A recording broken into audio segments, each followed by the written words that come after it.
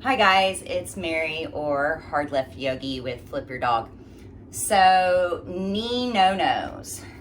I tell students and when I train teachers, I tell them there's a couple things that we don't really mess with and we try not to feel any pain within these spaces in yoga. One is your neck, your back, and your knees. So today we're talking about knee no-nos. So the no-nos of your knees. In yoga, we do a lot of lunging. We do a lot of up and down stuff.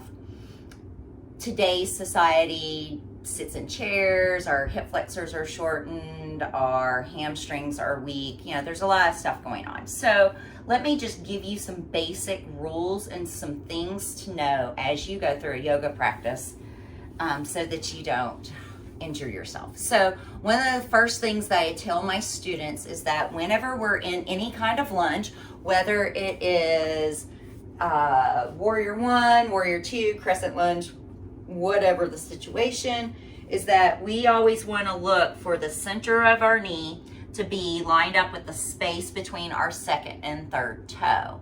So say I am in warrior two, I'm going to move this camera back just a hair.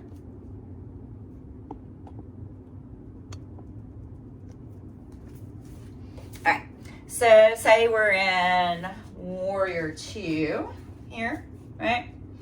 I want to look at where that little space at the base of my second and third toe is, and then find the center of my knee and line it up with that. That keeps me from doing this outie thing or anything. Tends to be an in thing with a lot of students, especially when we're doing things like warrior two. The more you take this backside back, the more the knee comes in, the more this side comes around, the more the knee goes out. So say like warrior one and crescent lunge, you'll see a lot of people, their knees will fall out. So we're looking to maintain the alignment of knee between the gap of the second and third toe. Your heel does the same thing too, by the way.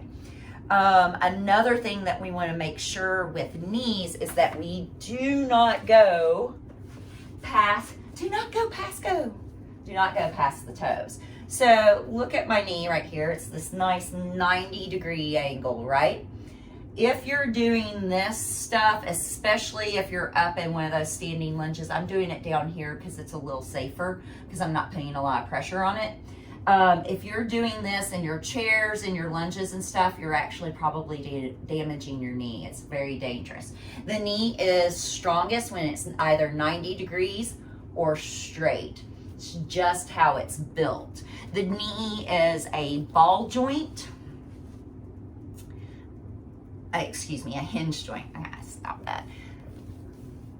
The knee is a hinge joint, and so it only goes forward and back rather than like your hip being a ball joint that goes all different kinds of directions, right? So when we go into our yoga practice, we're looking for our knee to be centered over the second and third toe.